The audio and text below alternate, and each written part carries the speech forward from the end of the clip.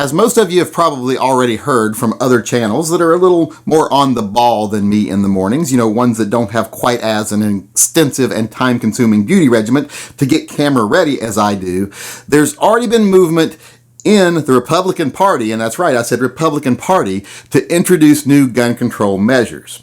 As we all know, last week, the NRA said, yeah, the government should be able to regulate these bump fire stocks. The ATF should look into regulating these things because they're obviously really dangerous.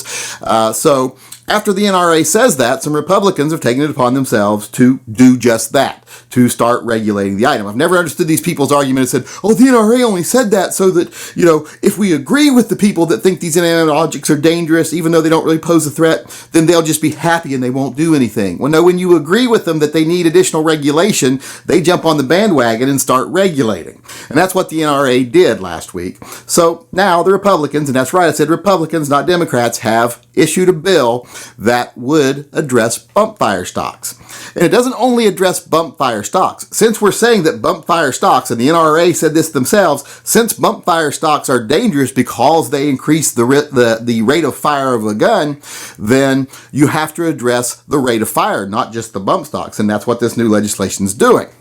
It's saying that any item that increases the rate of fire of a semi-automatic handgun or firearm or rifle, whatever, can be strictly regulated and even banned by the government. So that is, bump fire stocks and other things. Now, a lot of people are like, well, it's still working. It's still okay. The NRA did this because that's just going to get rid of bump fire stocks and echo triggers. Who cares about those things? Well, I care about them because that's government infringement on a right that we should have as the people. So I care about it, and I think a lot of other people do too. But it's not that I care about bump fire stocks or echo triggers. It's that I care about the right of saying something as broad as the government has the right to regulate something simply because people perceive it as more dangerous. And that's what the NRA did. So let's look at what it would actually ban. It would definitely ban bump fire stocks. It would definitely ban echo triggers. But you know what else increases the rate of fire of a semi-automatic handgun? A lighter trigger. So any trigger that's lighter than the stock trigger would be banned, could be regulated highly under this bill. Triggers with shorter resets. Those could easily be banned under this bill. So aftermarket triggers are pretty much gone. You know what else could increase the rate of fire of a gun? Simple, like disconnect kits for a Glock, or spring kits from other manufacturers that allow the gun to reset quicker. Those could be banned or highly regulated under this bill because they increase the rate of fire of that semi-automatic. So we could be wiping out the whole secondary market industry for semi-automatics, especially for things like Glocks, and people love to modify their Glocks. So this is one of those be careful what you wish for situations because you're getting it, and you're getting it in spades. So once we admit now that, okay, the government can regulate these things because they make guns fire too fast, well, we haven't just demonized those things, and we haven't just given the government the right to get rid of those things, because now, with the help of the NRA, they have established that the rate that something can fire, how fast it can fire, increases the likelihood of it being used in a deadly incident, and therefore the government should be able to regulate it as part of a public safety issue.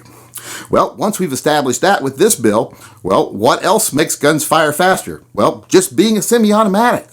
That makes a gun fire faster, especially if you have a high-capacity magazine in it. High-capacity magazines could actually be banned under just this bill, because if you've got a gun that can fire so many rounds per minute, factoring reloading into it, well, if you take reloading out of the factor, if you say, okay, well, we could save 3 seconds a minute by not having to reload magazines, well, then you're increasing the rate of fire of that handgun. So magazines will probably be gone under this bill. But once we get beyond this bill, things like, like I said, just being a semi-automatic in general, that might be too dangerous. Not because it increases the speed of a semi-automatic firing, but just because it increases the speed of a handgun firing. And that's not much of another step. That's not a big leap from increasing the speed of a semi-automatic to just increasing the speed of a gun, period. So semi-automatics might be off the table completely if we go along with this line of logic.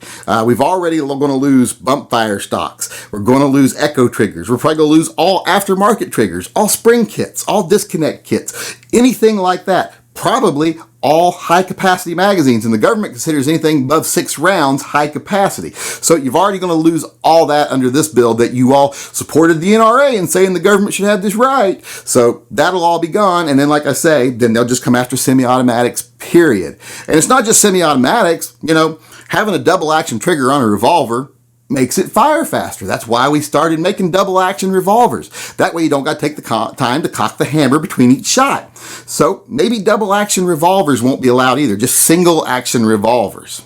And then, you know, that's faster than a muzzle loader. So maybe we'll just have to all go down to muzzle loaders because revolvers are too fast.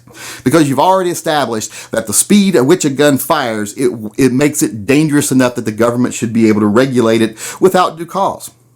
So this path that people have gone down with the aid of the NRA, I just don't understand it. And I just don't understand how anyone can support it. I don't know how you can stand behind the NRA saying, oh, they're playing this game that if we give them this, we'll get this back.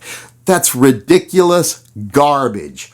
They are not going to give us national reciprocity because we gave up bump stocks. When you set up that guns are dangerous, and they're especially dangerous if you can do this with them, well, then they're just going to say guns are dangerous. That's what's going to stick with everyone. And you've just given them more power to regulate without even the rule of law, because the NRA wanted the ATF to be able to do this without passing a law. So that's even more dangerous.